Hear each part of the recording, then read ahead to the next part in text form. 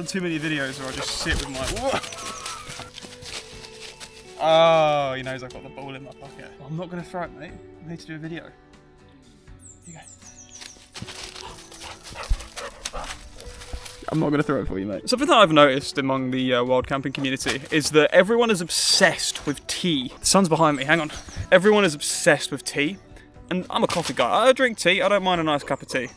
But bliss for me in the morning is waking up, opening my tent with a beautiful view, and then making a nice cup of coffee. This doggy, man.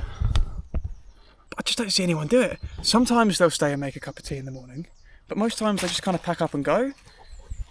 Or they'll have a tea the night before. So I thought I would do a little video looking at all the different ways or methods I've got of making coffee and then basically rank them by like best to worst, taking into account the fact that you're trying to go out and camping and doing it, right? So it needs to be lightweight, it needs to be not take too long, it doesn't matter if it takes a little bit of time, but not too long, and it needs to be delicious. It needs to be relaxing and delicious. It can't be a stressful process. Okay, so here's what I've got.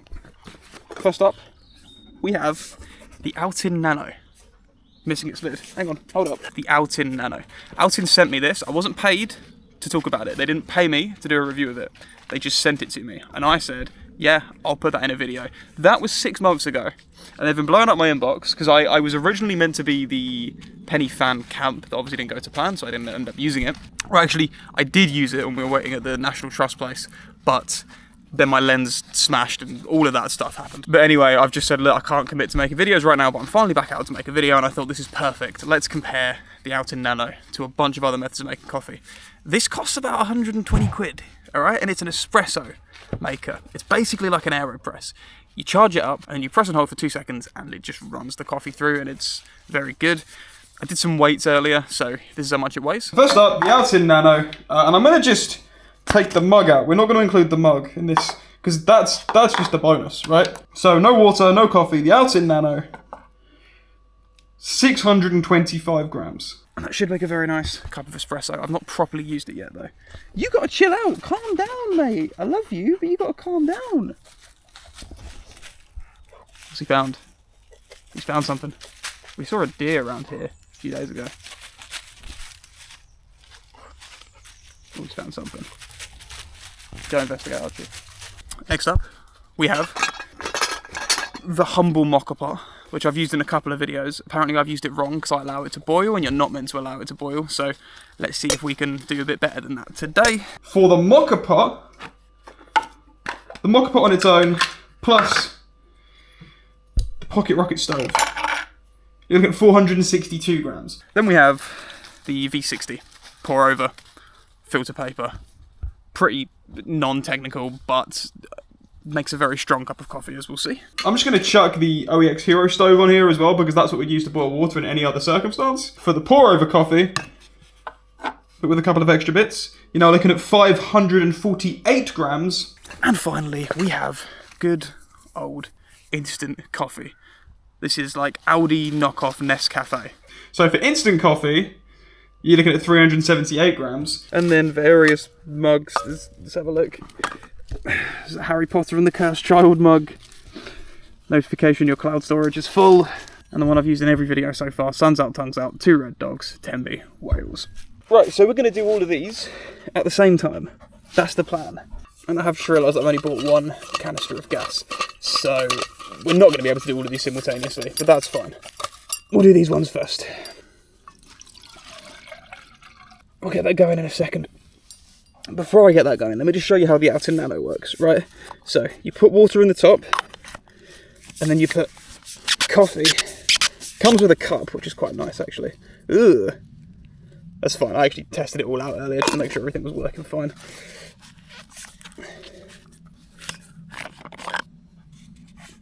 Right, so, you put your coffee into here. So let's do that. Here's some I ground up earlier. Archie thinks it's a treat for him.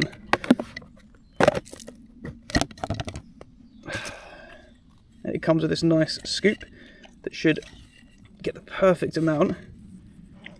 There you go.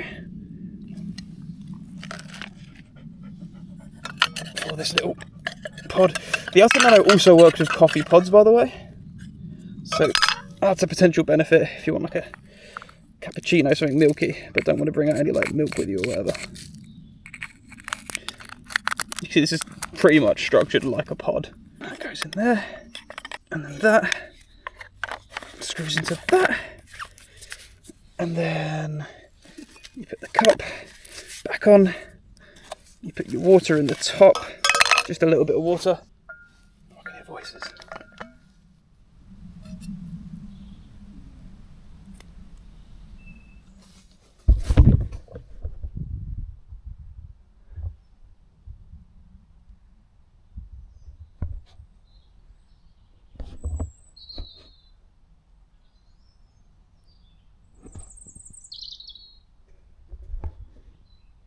That's like someone talking to a dog.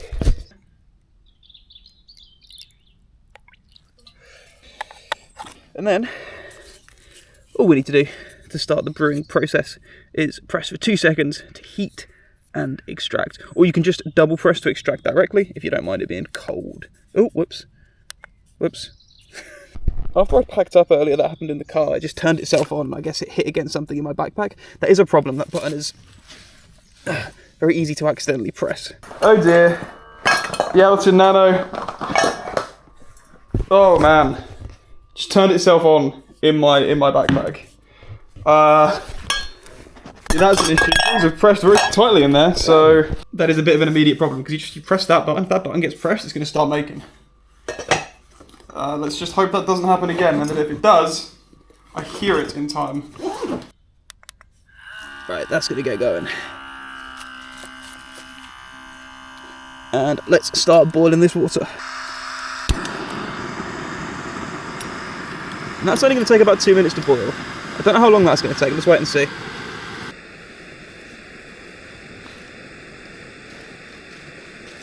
Hang on, that's just switched off. Why is that switched off? Oh, press 2 seconds. Whoops. My bad, I pressed it twice. Hang on. I double tapped to extract. Oh no. Whoops. Okay, that's grim. Stop, I keep accidentally pressing it because of the way you hold it. Right, let's chuck some more water in there. My bad. Sorry, Outin Nano. People are screaming at the screen. 1, 2. There we go. What does that mean?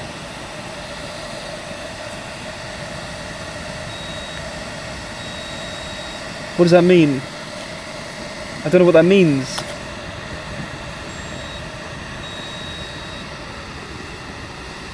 Okay, I have no idea what that means. Maybe it's out of battery? So, I love that it's blowing directly in my face. I think it's the first time I've used the Hero stove and it's not boiled over. So, brilliant, look. I charged this up before I came out, or at least I plugged it in for about an hour. And then I ran it earlier once, and then I just accidentally ran it once. And then it accidentally came on in my backpack. And I'm guessing that's what's going on here, because everything else is set up properly. I've got no battery pack, I've got nothing in my bag to charge this. So, there you go, that's my review of the Outin Nano. I mean, I don't want to be mean to any brand that's taken a chance and sent out a beautiful, expensive product. So, I've taken it home, I've charged it, and one thing I will say is that I left it resting like that, and it hasn't leaked at all. I actually didn't realise there was water in it, I just kind of opened it sideways earlier, and that water stayed in really, really well. So I put that back into my backpack. As you'll see later in the video, that's way too much. As you'll see later in the video, it fell out at one point. And yet, it's held pretty well. So I left this charging for about 2 hours. So, let's see. It's working!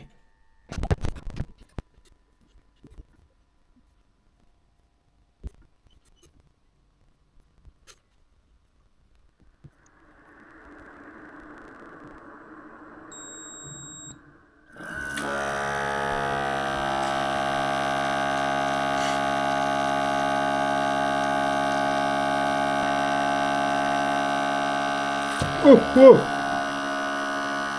What the hell? Why did that happen? It wasn't even filled up to the mark, man. Good thing I was paying attention. Anyway. No! I accidentally pressed the button! You need to move that button! You need to move that button! Oh, hell yeah! Okay. Alright. Perhaps I was too harsh on you. Look at this. Look at that. That's a proper little espresso, that is. That smells good as well. That smells really good, man. That's done a pretty good job. Taste test. It looks good. Yep. That is banging. That is really good. Okay, so because this is the day after, you're going to see the rest of the video. I'm very, very critical of the Outin Nano for what it costs, for the very poor battery life, and the fact that I couldn't get any coffee out of it. But in good conditions, when it actually works, that's a good cup of coffee.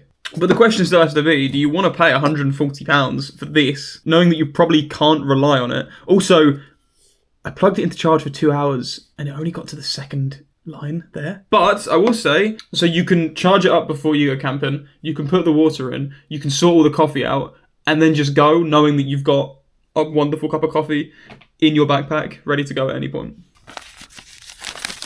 Filter goes in. Coffee goes in. Water goes in. You want to try and get a nice round. It won't be too much, because I've got a lot of coffee to drink today, it seems. And that's that. That's now dripping down, as you can see. Making a nice, strong cup of coffee. The thicker the grounds are, the stronger it's going to be, because it takes longer to filter through. Let's also just get the instant going as well. Obviously, instant coffee. Chuck some in and pour. Beautiful. Now you can probably see the downside to having this. This makes a much nicer coffee than instant coffee, obviously. Also only just requires water to be boiled, and it's super, super quick. The downside is that you've now got this waste to deal with. So you've got to deal with that. A thing I didn't consider the first time I went camping was that you don't want to have loads and loads of waste with you, because then you've got to carry it with you everywhere you go. Or dump it, like a knob, which we're not going to do, obviously. So that's wet waste as well, so even if you put it in a bag, it might drip a little bit and horrible stuff like that. Whereas instant coffee, which is obviously worse, has absolutely no waste associated with it. Cool. It's like tar. Beautiful. So I was just going to say, while those are cooling down, about the Outin Nano, this might make a really nice cup of coffee. But I am never going to know, because the first time I used it was at home, and I didn't think it went down that well. I thought, oh, I've probably done the grounds too thick. The next time was in Wales. It wasn't that great then either. It was very, very weak for an espresso. It tasted like a tiny little bit of filter coffee, and I guess it is just filtering through. But my point is, right? Oh, no, stop. That's an issue, because you hold it like that. My point is, this is the heaviest by far out of all of these. It also costs over £100. It needs to be charged up. It creates a very small amount of coffee. It takes quite a while to heat up. You know, the stove, I wouldn't even necessarily count that in the weight of these, because I'm going to bring the stove out with me anyway for food. So we have the pour over coffee, which smells very nice. I think it might still be a little bit too hot, actually. I had a coffee ground go straight into my mouth. I think that was one that was already in there, rather than being from the method I used. Ooh, horrible. Archie, no. Archie, my goodness! Oh, that's very strong. And to me, that's what I want in the morning. First thing in the morning, sitting down in nature, chilling out. Big, like, strong cup of coffee, man. That's like an 8 out of 10. That there is like an 8 out of 10 for me. It already smells a bit rank.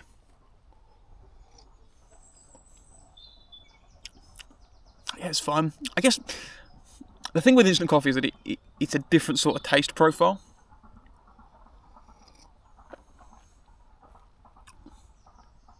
It's all right.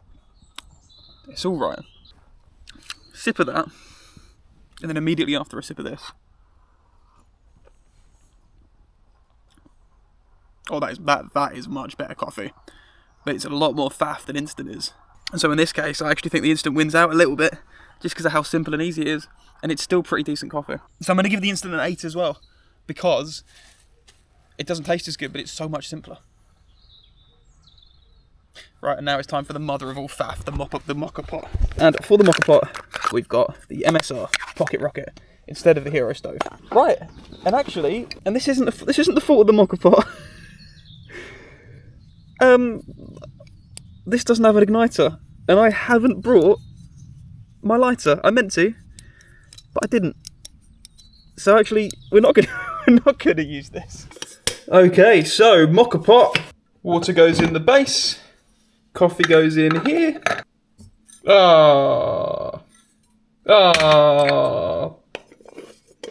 And as people have pointed out, I shouldn't put it too high so it doesn't boil. It's meant to just filter through the top. So I'm just going to leave that for a little bit like that. So yes, those people that told me I was doing it too much were absolutely correct. But what happened before is it would just go and then spill everywhere. But that is perfect. Okay, so also now realising I didn't give the Outin Nano a score. So Outin Nano gets a 6. The Moka pot, that's a little bit weaker than the pour over coffee to my taste. I think because of the faff involved in it, the fact that it's so big, you need the stove. Yeah, I think that's a 6 as well. For now, I'm just going to sit here and enjoy these 2 cups of coffee. In nature. This is a specific spot that I want to camp, but it is very close to civilization.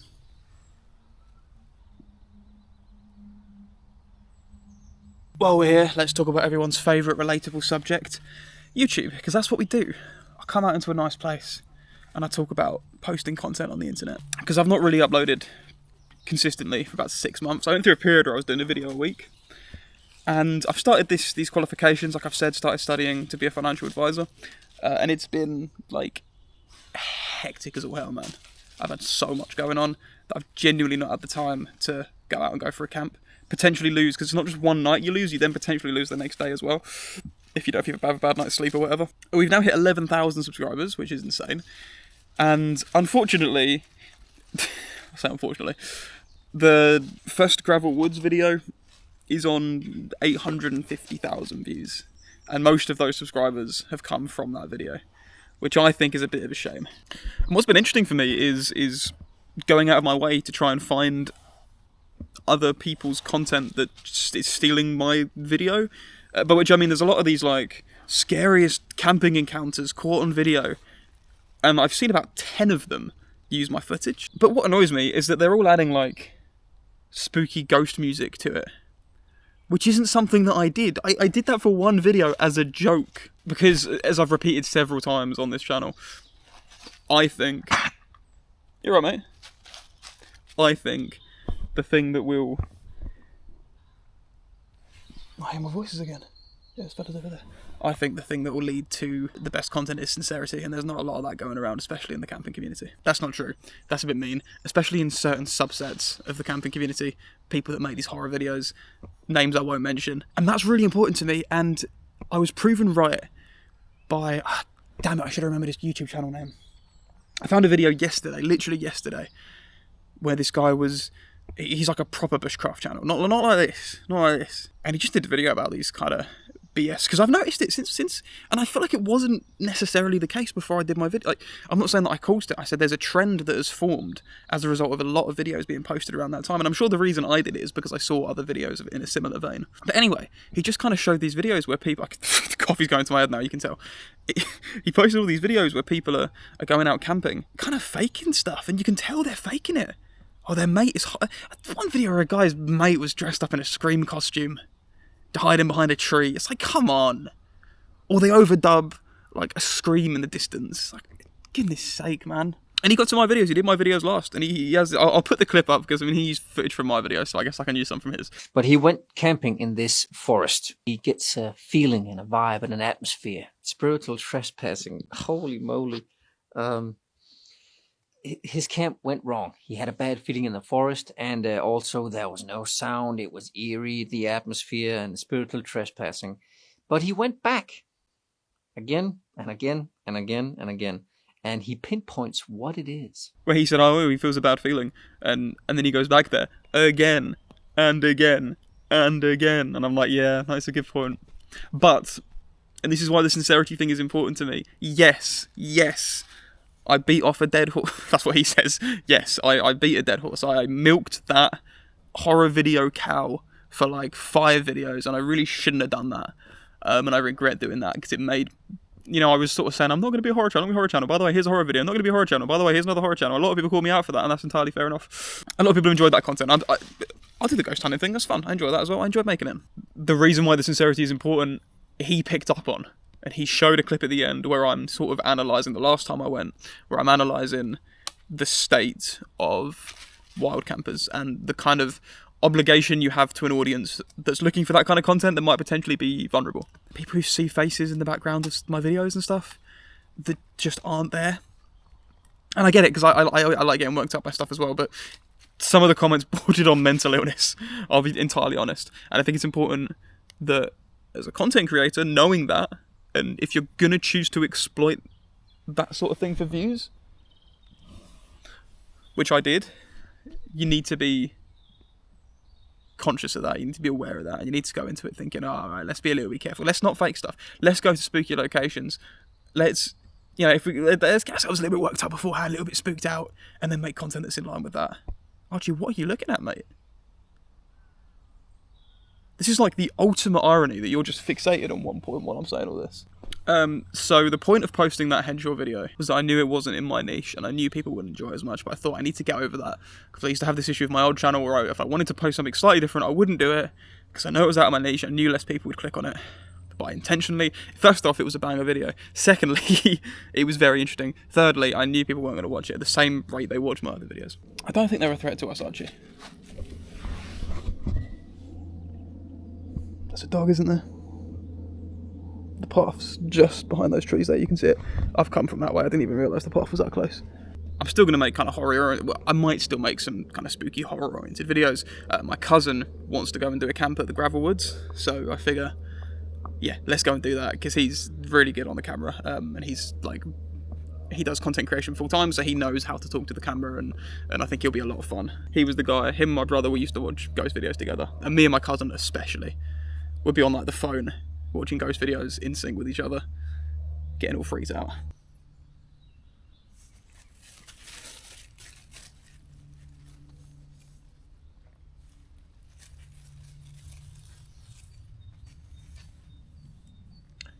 It's getting a bit chillier now. Sun's gone away.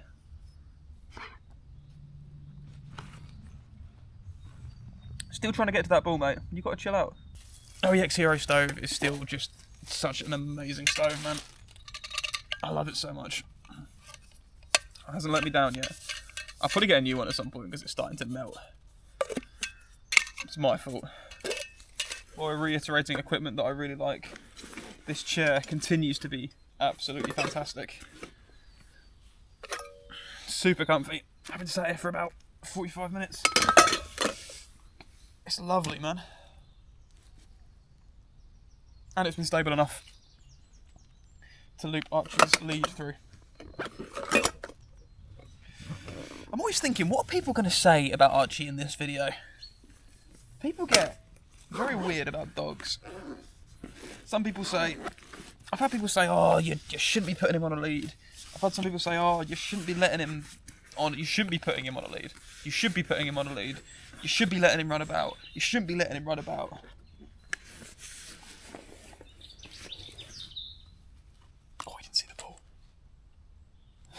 You saw nothing. You saw nothing, mate. Of course, I haven't taken it properly hiking yet, and it is a couple of kilos. But so far, I love it.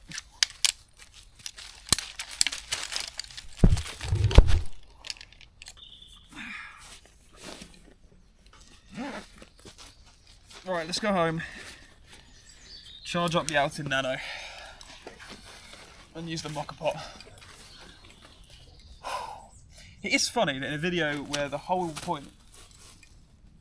Wow. It is funny that in a video where the whole point was to go out and make a bunch of cups of coffee, that I had two of the methods. I'm gonna compare the methods. Two of the methods, the most technical methods, just didn't work. Leave no trace. I came down here the other day and there was like half-eaten McDonald's in the car park. I always think to myself, you've intentionally come out to a place in nature, right? You walk round here, you come here with your dog or on your own or whatever, because it's so nice and peaceful and in nature. And then you don't give a crap and you just leave it litter stuff. If you come to a place like this, you don't pick up after your dog and you litter, you should be banned from going out in nature. How do you enforce that? Don't care, not my problem. Bloody hell, talk about vying for attention. Just had a thump, looked to my side, and look what fell out my backpack.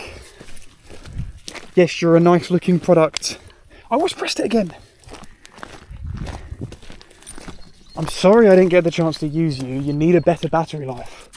It's not my fault. Well, it is my fault, but it's not my problem. Actually, that's a good shout, something I didn't mention. If this costs 120, the pour over, the V60 I got for free, but you do need grounds, and you need the V60 in the first place. They cost about a tenner on Amazon, and then you need filter papers as well. Instant coffee, it's like £5 for the tub, innit? A Moka pot, you're looking at about 60 quid. 120. So the more expensive methods of making coffee are the ones that I didn't get to use today. The ones that didn't work out without a couple of the missing ingredients.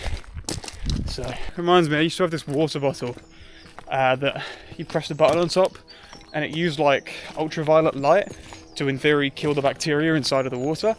I think it genuinely made a difference, but it might have just been a placebo. Anyway, it was a £99 water bottle. You ever spent £99 on a water bottle before? Crazy. But it did mean that I got to utter a phrase I think very few people have ever uttered in their life, which was, "One sec, I just need to charge my water bottle." And I think that's as good a place as any to leave the video. I didn't record an outro, so here you go. Here's a freeze frame. This is the outro. Thank you for watching. I'll see you in the next one.